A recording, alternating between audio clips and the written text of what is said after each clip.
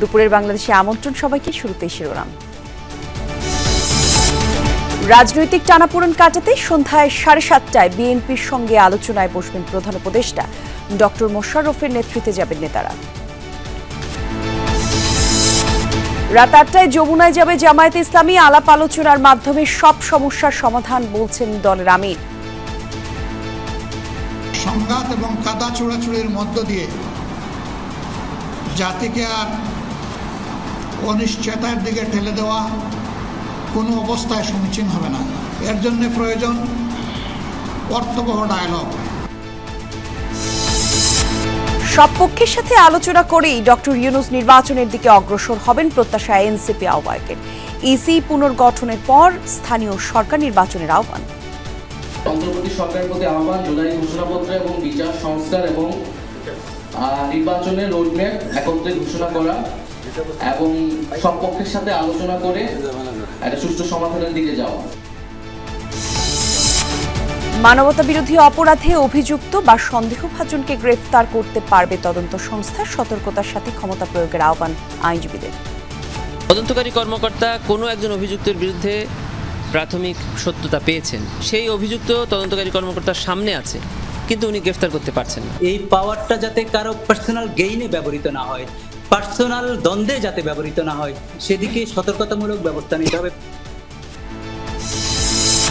দু একদিনের মধ্যেই বাজারে আসছে নতুন ডিজাইনের টাকা নোট। থাকবে ইতিহাস, ঐতিহ্য ও জুলাই আন্দোলনের গ্রাফিতি। নগরে স্থান জনবল সংকট মাথায় রেখে কয়েকটি খামারে ভাগে কোরবানির উদ্যোগ। ঈদের দিন ঘরে ঘরে পৌঁছে দেওয়া হবে মাংস। 7 জনের জন্য একটা গরু ভাগা হবে 20,000 টাকা বা 18,000 টাকা। 7 জনকে আমরাই স্লটার করে ভাগ করে দিব, ওনারা নিয়ে চলে যাবে। আমি কোন গরুটা কুরবানি দেবো, কোন গরুটা ওনাদের শেয়ার পাবেন, উনি এসে দেখে যেতে পারবেন। আমাদের এখান থেকে যত রকম ব্যাগ ট্যাগ আদার্স যত সার্ভিস লাগে সব আমরা আমাদের এখান থেকে প্রোভাইড করা হবে।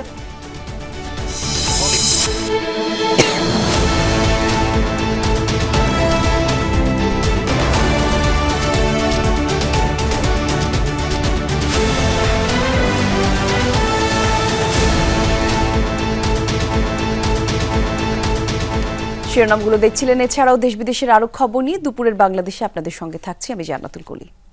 বিএনপির স্থায়ী কমিটির সদস্য ডক্টর খন্দকার মোশাররফ হোসেনের নেতৃত্বে সন্ধ্যায় অন্তর্বর্তীকালীন সরকার প্রধান উপদেষ্টা ডক্টর মোহাম্মদ ইউনূসের সাথে সাক্ষাৎ করতে যাবেন বিএনপির প্রতিনিধি দল।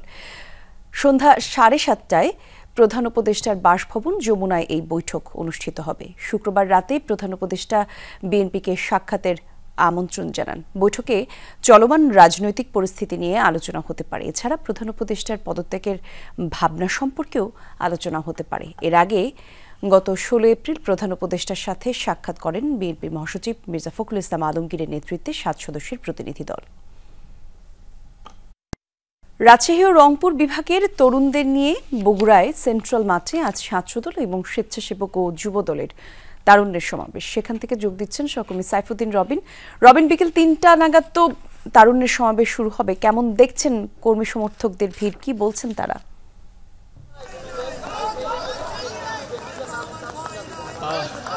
বৃষ্টি স্নাতদিন তুমুল বৃষ্টি হয়ে গিয়েছে খানিক আগেই এবং এখনো বৃষ্টি আসলে হচ্ছে, যে কারণে মাঠে এখনো নেতাকর্মীদের সেই উপস্থিতি নেই এবং জল ছুপছুপ মাঠ, সর্বত্রই সমাবেশস্থল, সেখানে পুরোটাই বলা চলে একেবারে বৃষ্টি ভেজা, সাদা মাটি নয়, কিন্তু বালি থাকলেও সেখানে পানি জমে গেছে অনেক জায়গায় বিচ্ছিন্নভাবে, যে কারণে এই সমাবেশটা খানিকটা প্রতিকূলতার মধ্যেই পড়লো বলা চলে। তারপরেও নেতাকর্মীদের উপস্থিতি শুরু হয়েছে বগুড়ার সেন্ট্রাল মাঠে। এই রংপুর ও রাজশাহী বিভাগের সমন্বয়ে যে তারুণ্যের রাজনৈতিক অধিকার প্রতিষ্ঠার সমাবেশ, সেই সমাবেশকে ঘিরে যদি বলি যে এটি বিগত দিনগুলোতে বিএনপি যেই ধারাবাহিকভাবে বিভাগীয় শহরগুলোতে সমাবেশের কর্মসূচি ঘোষণা করেছিল, তারই অংশ হিসেবে এই সমাবেশ অনুষ্ঠিত হচ্ছে এবং সেই সমাবেশকে ঘিরে নেতাকর্মীদের মধ্যে যে আগ্রহ উদ্দীপনা, সেটি গতকাল থেকেই ছিল। গতকাল দুদিনের এই কর্মসূচির প্রথম দিনে গতকাল বলা চলে সেমিনার অনুষ্ঠিত হয়েছে এবং সেই সেমিনারে বিএনপি স্থায়ী কমিটির সদস্য নজরুল ইসলাম খান ছিলেন। আজকের এই সমাবেশে প্রধান অতিথি কথা রয়েছে বিএনপির সিনিয়র যুগ্ম মহাসচিব রিজভী আহমেদ। এর বাইরে সংগঠন অর্থাৎ দল তারা তো থাকছেই, এবং যেটি আপনি বলছিলেন রংপুর এবং রাজশাহী বিভাগের এই 3 তরুণ সংগঠনের প্রতিনিধিরা মূলত এই জায়গাটাতে অর্থাৎ এই সমাবেশে যোগ দেবেন। ঠিক 2 বছর আগেও প্রায় একই দিনেই বলা চলে এখানটাতেই তারুণ্যের সমাবেশ অনুষ্ঠিত হয়েছিল। বিএনপি সেই সমাবেশ করেছিল মূলত ভোটাধিকার প্রতিষ্ঠার লক্ষ্যে, এবং বিএনপি যেটি বলছে যে তাদের এই কর্মসূচি মূলত তরুণদের নিজেদের ভোটাধিকারের বিষয়ে সচেতন করা, এবং আগামী দিনে যেই বিশাল সংখ্যক তরুণ ভোটাররা রয়েছে তারা যেন বিএনপির 31 দফা রাষ্ট্র সংস্কার কাঠামোর বিষয়গুলো জানতে পারে, এবং বিএনপির যে দাবি নির্বাচন রোডম্যাপ ঘোষিত সেই দাবির প্রতি যেন এই তরুণরা সংহতি প্রকাশ করে নিজেদের ভোটাধিকারের বিষয়ে সচেতন হয়ে, সেই লক্ষ্যেই মূলত এই কর্মসূচি। বিকেল 3টায় আনুষ্ঠানিকভাবে সমাবেশ শুরুর কথা রয়েছে। যেটা বলছিলাম, বৃষ্টি স্নাত দিন, বৃষ্টি এখনো হচ্ছে, এর মধ্যেই নেতাকর্মীরা নিশ্চয়ই যোগ দিবেন এই সমাবেশস্থলে। ধন্যবাদ আপনাকে। জামায়াতে ইসলামীকে বৈঠকের আমন্ত্রণ জানিয়েছে অন্তর্বর্তী সরকারের প্রধান উপদেষ্টা ডক্টর মোহাম্মদ ইউনূস। রাত 8টায় প্রধান উপদেষ্টার বাসভবন যমুনায় এই বৈঠক অনুষ্ঠিত হওয়ার কথা। গেল কয়েকদিন ধরেই দেশের রাজনীতিতে এক ধরনের অস্থিরতা বিরাজ করছে। চলমান রাজনৈতিক প্রেক্ষাপটে বৃহস্পতিবার রাতে প্রধান উপদেষ্টা পদত্যাগ করতে চান এমন খবর ছড়িয়ে পড়ে। আজকের আলোচনায় এসব বিষয় ছাড়াও চলমান রাজনৈতিক পরিস্থিতি নিয়ে আলোচনা হতে পারে। এর আগে গত 28 নভেম্বর সংস্কার ও নির্বাচন সহ সমসাময়িক বিষয়ে প্রধান উপদেষ্টার সাথে বৈঠক করেছেন দলটির আমির ডাক্তার শফিকুর রহমানের নেতৃত্বে জামায়াতের প্রতিনিধি দল।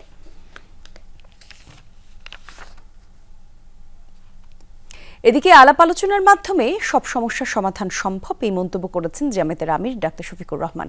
সকালে রাজধানীর জামায়াতের কেন্দ্রীয় মজলিসে শুরার অধিবেশনে যোগ দিয়ে এই মন্তব্য করেন তিনি। আমির বলেন, সাম্প্রতিক পরিস্থিতিতে বিচলিত না হয়েও সতর্ক অবস্থানে পর্যবেক্ষণ করছে তার দল।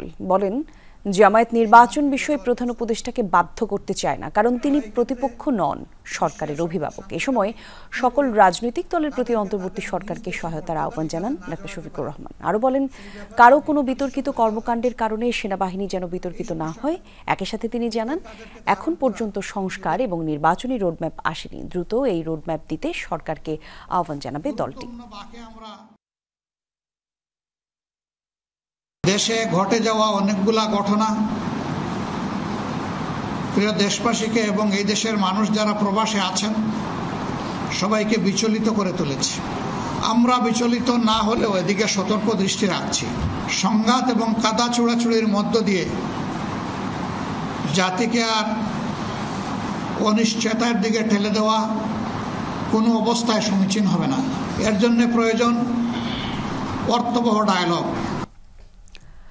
সকল পক্ষের সাথে আলোচনা করেই প্রধান উপদেষ্টা ডক্টর মোহাম্মদ ইউনূস নির্বাচনের দিকে অগ্রসর হবেন বলে আশা প্রকাশ করেন জাতীয় নাগরিক পার্টির আহ্বায়ক নাহিদ ইসলাম। দুপুরে দলটির কার্যালয়ে সমসাময়িক পরিস্থিতি নিয়ে আয়োজিত এক সম্মেলনে এমনটা জানান নাহিদ ইসলাম। বলেন, নির্বাচন কমিশন পুনর্গঠন করে স্থানীয় সরকার নির্বাচনের দিকে যাওয়া উচিত। এ সময় বিচার সংস্কার এবং নির্বাচনের রোডম্যাপ একত্রে ঘোষণার আহ্বান জানান এনসিপি আহ্বায়ক। অন্তর্বর্তী সরকার শুধু নির্বাচনকালীন সরকার নন, গণ অভ্যুত্থানের সরকার বলে মন্তব্য করেন তিনি বলেন, জুলাই অভ্যুত্থানে বিচার এবং মৌলিক সংস্কারের মধ্য দিয়ে অন্তর্বর্তী সরকার নির্বাচনের দিকে যাবে। এ সময় রাজনৈতিক দলগুলোকে দায়িত্বশীল আচরণ করতে হবে বলেও মন্তব্য করেন নাহিদ ইসলাম। বলেন, সেনাবাহিনীর কাজ দেশের নিরাপত্তা দেয়া, রাজনৈতিক বিষয়ে সিদ্ধান্ত দেয়া নয়। আর এ সময় এনসিপি সদস্য সচিব আখতার হোসেন বলেন, জুনের মধ্যেই নির্বাচন সম্ভব। সরকারের 5 বছর থাকা না থাকা নিয়ে এনসিপির কোনো সংশ্লিষ্টতা নেই। রাজনৈতিকভাবে সকল পক্ষের সাথে আলোচনা করে একটা সমাধানের দিকে যাবেন। আমরা মনে করি যে জুলাই ঘোষণাপত্রের যেই নির্ধারিত সময় দেওয়া হয়েছিল, সময় কিন্তু আগাচ্ছে। ফলে নির্ধারিত সময়ের মধ্যেই জুলাই ঘোষণাপত্র প্রদানের ব্যবস্থা করা এবং বিচার সংস্কার এবং নির্বাচন, এই 3টিরই রোডম্যাপ একসাথে প্রকাশ করা উচিত। সমবায়ের মাধ্যমে নারীদের দক্ষতা উন্নয়ন এবং উদ্যোক্তা তৈরিতে সহায়তা করতে চায় সরকার। এই বিষয়ে প্রকল্প নিচ্ছে পল্লী উন্নয়ন ও সমবায় বিভাগ। সকালে একনেক চেয়ারপারসন এবং প্রধান উপদেষ্টা ডক্টর মোহাম্মদ ইউনূসের সভাপতিত্বে অনুষ্ঠিত একনেকের সভায় এই প্রকল্প আলোচনা করা হয়।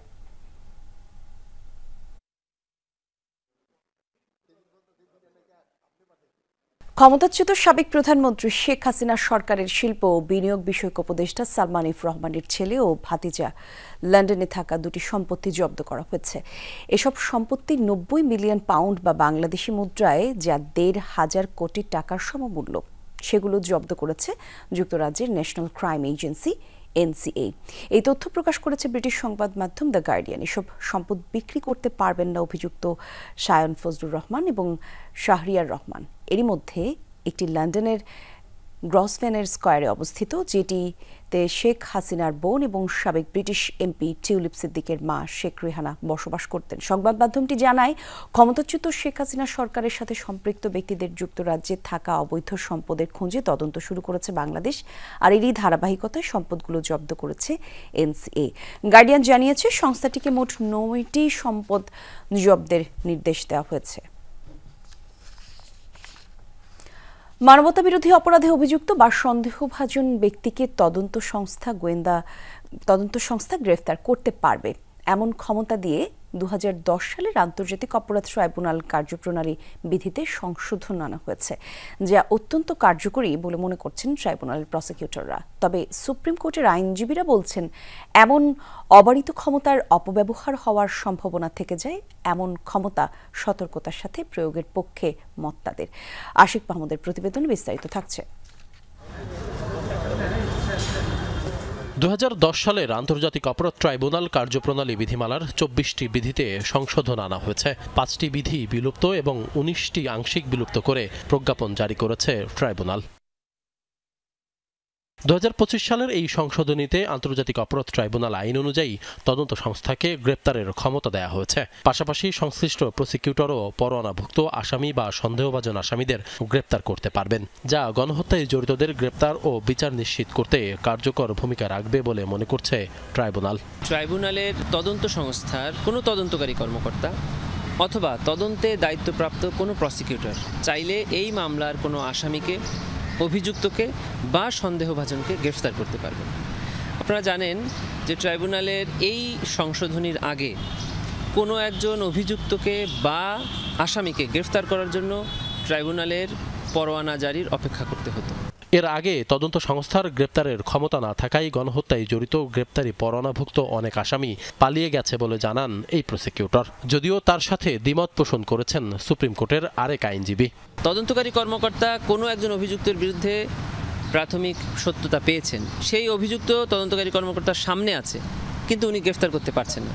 উনার যেতে হচ্ছে কার কাছে? চিফ প্রসিকিউটরের কাছে। চিফ প্রসিকিউটর যাচ্ছেন কোর্টে, কোর্ট থেকে যাচ্ছেন আইজিপির কাছে। এই ঘুরে আসতে আসতে তদন্তকারী কর্মকর্তা তার সামনে থাকা অভিযুক্তকেও হারিয়ে ফেলছে, এবং এটা হয়েছে। আমি আংশিক দ্বিমত করি তাদের সাথে। আসামিগুলো পালিয়ে গিয়েছে তাদের ভিতরের অসৎ লোকের কারণে। এটা চিফ প্রসিকিউটর বলেছে মিডিয়াতে যে তাদের ওখান থেকে লিক হয়ে যায়। তাদের ওখান থেকে কারা লিক করেছে, কারা এই বন্দোবস্তে জড়িত, একজনকে কি আইডেন্টিফাই করেছে, শাস্তির আওতায় এনেছে? সর্ষের ভিতর ভূতটাকে তো তারা তাড়িত করে পারেনি।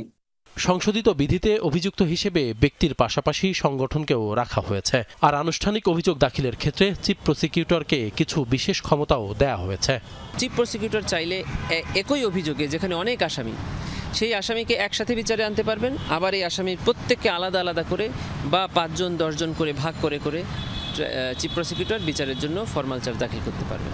অবারিত ক্ষমতার যেন অপব্যবহার না হয় সেদিকে সতর্ক থাকার পরামর্শ এই আইনজীবীর।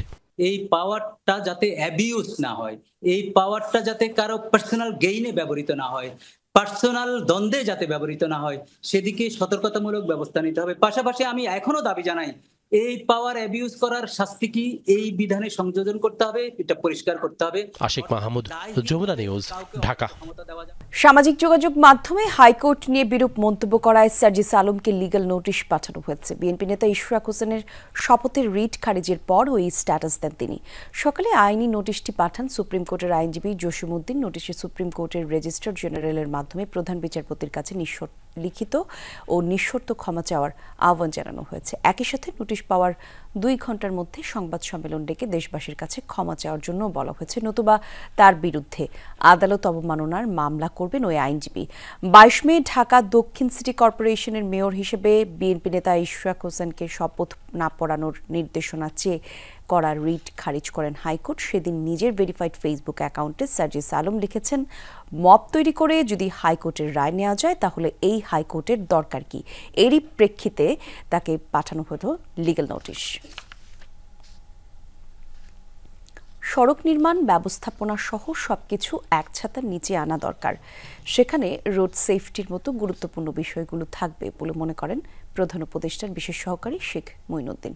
সকালে বনানীর বিআরটিএ কার্যালয়ে রোড সেফটি নিয়ে এক আলোচনায় অংশ নিয়ে তিনি এমন মন্তব্য করেন। সড়ক পরিবহন এবং সেতু মন্ত্রণালয়ের দায়িত্বে থাকা এই বিশেষ সহকারী আরও জানিয়েছেন, রোড সেফটি ইস্যুটাকে ফোকাসের মাধ্যমে আনার চেষ্টা চলছে।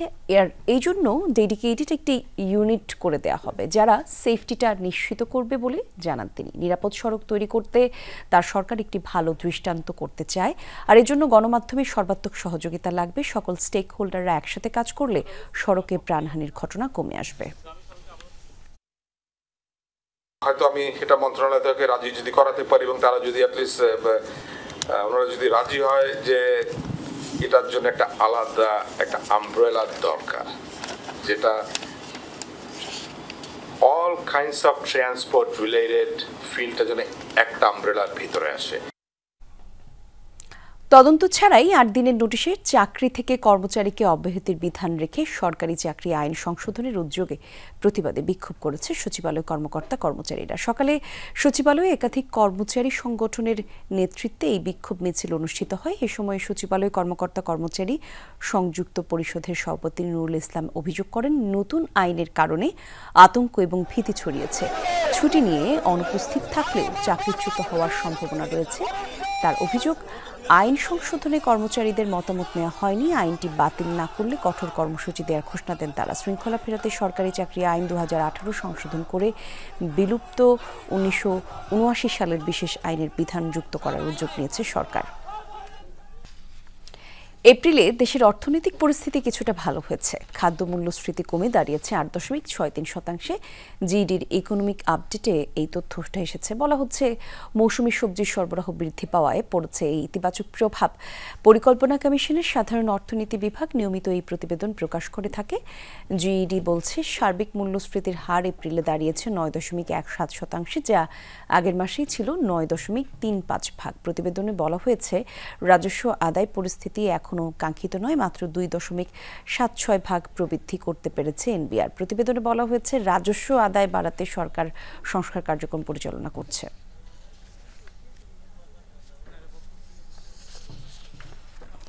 দু একদিনের মধ্যে বাজারে আসছে বহুল প্রত্যাশিত নতুন ডিজাইনের নোট। প্রথম ধাপে ছাড়া হচ্ছে 1000 কোটি টাকা।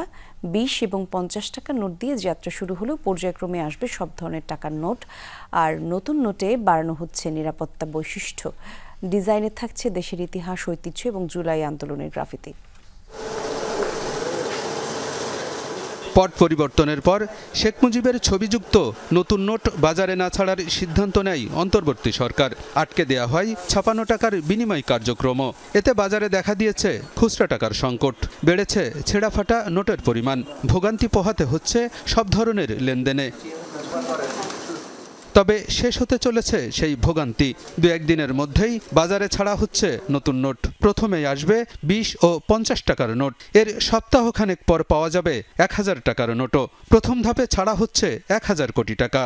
এই মাসের মধ্যেই সব প্রকারের নোট না, 2-1 প্রকারের নোট, যেহেতু ছাপা তো সব ধরনের নোট তো একসাথে ছাপানো সম্ভব না, কিন্তু সবগুলো উদ্যোগ নেওয়া হয়ে গেছে। একটার পর একটা প্রিন্টে যেতে থাকবে। অতএব 2 থেকে 3 ধরনের নোট হয়তোবা এই মাসের মধ্যে ইনশাআল্লাহ মার্কেটে আসবে। 2টি সরকারি এবং 7টি ব্যাংক নোট প্রচলিত আছে বাজারে। 9 ধরনের নোটই নতুন করে ছাপানোর সিদ্ধান্ত নিয়েছে সরকার। ডিজাইনে বড় ধরনের পরিবর্তনের কারণে সময় কিছুটা বেশি লাগছে। সরকার একই সময়ে সকল প্রকার নোট 2 টাকা থেকে 1000 টাকা পর্যন্ত 9 প্রকারের নোটই নতুন ডিজাইনে ছাড়ার উদ্যোগ নিয়েছে। বহুদিন পর একটা একেবারে ভিন্ন। এর আগেও যখন ডিজাইন চেঞ্জ হতো, মানে খুব বড় ধরনের চেঞ্জ হতো না, কিন্তু এবার হয়তো একটু বড় ধরনের চেঞ্জ হতেও পারে কোনো কোনো নোটের ক্ষেত্রে। নতুন ডিজাইনের নোটে গুরুত্ব পাচ্ছে ইতিহাস, ঐতিহ্য এবং জুলাই আন্দোলনের প্রতিকৃতি। বাংলাদেশের ঐতিহ্যের বিষয় থাকবে। মনে করেন এমন থাকতে পারে, আহসান মঞ্জিল থাকতে পারে, হয়তোবা 7 গম্বুজ থাকতে পারে, হয়তোবা সুন্দরবন ছবি থাকতে পারে। সুন্দরবন যখন বলবেন তখন বাঘ হরিণের কথাও আসবে স্বাভাবিকভাবেই। এইসব কিছু থাকবেই। আর ওই গ্রাফিতির কিছু বিষয় কোনো নোটে থাকতে পারে। নতুন নোটে নিরাপত্তা বৈশিষ্ট্য বাড়ানোর কথাও জানিয়েছে বাংলাদেশ ব্যাংক। আলমগীর হোসেন, যমুনা নিউজ, ঢাকা। স্বাদ আছে, সাধ্য নেই, আবার সাধ্য থাকলেও নেই জনবল বা স্থান। এমন বাস্তবতায় কোরবানি আসলেই চিন্তার ভাঁজ পড়ে নগরবাসীর একাংশের কপালে। তাদের সহযোগিতায় এবার এগিয়ে এসেছে কয়েকটি খামার, যেখানে পশু পছন্দের পর টাকা জমা দিলেই কোরবানিদাতার দায়িত্ব শেষ। ঈদের দিন গ্রাহকের উপস্থিতিতে কোরবানির শেষে ঘরে ঘরে পৌঁছে যাবে ভাগের মাংস। কোরবানি নিয়ে এমন বিশেষ আয়োজনের খবর জানাচ্ছেন সহকর্মী ভাস্কর ভাদুরী, ছবি তুলেছেন রাকিবুল ইসলাম। আমির হামজা শাতিল বছর 7 আগে ছোট্ট পরিসরে রাজধানীর কল্যাণপুরে গড়ে তোলেন পশুর খামার। আচ্ছা, হয়েছে পানামা। কোরবানিতে ছোট ও মাঝারি আকারের পশু সরবরাহের জন্যই শাতিলের এই উদ্যোগ। ঈদুল আজহায় নগরবাসীর পছন্দের শীর্ষে থাকে ছোটখাটো পশু। সংকট হয় কসাই নিয়েও। এমন ভাবনা থেকেই 3 বছর আগে নিজ খামারে করেন ভাগে কোরবানির ব্যবস্থা। আমি প্রচুর রিকোয়েস্ট পেতাম গত 7-8 বছর আগে যে ভাই কুরবানিতে আমাদেরকে 4-5 জন মিলে একটা গরু দিয়ে দেন। তা উনি ওই 5 জন নিয়ে আসতো। কোনো সময় ওই 5 জনের ভিতরে কারো বাজেট 10,000, কারো 20,000, কারো 17,000 মিলে না। তখন এই অভিজ্ঞতা থেকে আমরাই বাইর করলাম যে তাহলে আমরা একটা অ্যামাউন্ট ফিক্স করে দেই, একটা গরু ফিক্স করে দেই। 7 জনের জন্য একটা গরু ভাগা হবে 20,000 টাকা বা 18,000 টাকা। 7 জনকে আমরাই স্লটার করে ভাগ করে দিব, ওনারা নিয়ে চলে যাবে। আর্থিক মূল্যে উদ্যোগটির ব্যাপকতা অনেক। শাথিল জানালেন, এই প্রক্রিয়ায় কোরবানির জন্য প্রতি ভাগে গুনতে হবে 15 থেকে 20,000 টাকা। পার্শ্ববর্তী মসজিদের যে ইমাম আছেন বা এখানে যারা আসলে ইসলাম সম্পর্কে বুঝেন বা জানেন এই ধরনের মানুষ আছেন, ওনারা স্লটার করেন। আর সবচেয়ে বড় কথা, যার গরু আমরা কোরবানি করছি ওনারাই উপস্থিত থাকেন। সো ওনাদের ভিতরে অনেক ধার্মিক মানুষ আছে, ওনাদের ভিতরে অনেক যোগ্য মানুষ আছে, ওনাদেরটা ওনারাই কোরবানি করতে চান। নির্ঝঞ্ঝাটভাবে কোরবানির ব্যবস্থা আছে ভাটারার সোলমাইদ এলাকার নর্থ বেঙ্গল ডেয়ারি ফার্মেও। চলতি বছর ভাগে কোরবানির জন্য এই খামারে প্রস্তুত 2 দাঁতের শতাধিক গরু। ওজন ভেদে গরুকে করা হবে 5 থেকে 7 ভাগ। আমি কোন গরুটা কুরবানি দেবো, কোন গরুটা ওনাদের শেয়ার পাবেন, উনি এসে দেখে যেতে পারবেন, চয়েস করার ওনার সেই সুযোগ আছে। এবং কুরবানির সময়টা আমি ওনাকে বলে দিই। ঈদের জামাতি যে আমাদের ইমাম সাহেব, উনি শরীয়ত মোতাবেক যেভাবে কুরবানি করার সবার সামনে ওইভাবে কুরবানি করি, ওইভাবে আমরা মাংস বন্টন করে শরীয়ত অনুযায়ী আমরা মাংসটা ওনাকে আমরা ধরিয়ে দিই। খামারিরা জানান, কোরবানির আগেই খামারে এসে পশু বুকিং দিতে হবে গ্রাহকের। টাকার অনুপাতে প্রতি ভাগের বিপরীতে গ্রাহকের জন্য বরাদ্দ থাকবে 12 থেকে 20 কেজি পর্যন্ত মাংস। প্রফেশনাল কসাই দিয়ে গরুটা কোরবানি করার পর কাটাকাটি যত কাজ আছে সেটা করা হবে, এবং গরুর যা মানে গরুর ভুঁড়ি, মাথা, কলিজা, ফ্যাপসা, পায়া সব কিছু সমান 7 ভাগে ভাগ হবে। এবং আমাদের এখান থেকে যত রকম ব্যাগ ট্যাগ আদার্স যত সার্ভিস লাগে সব আমরা আমাদের এখান থেকে প্রোভাইড করা হবে।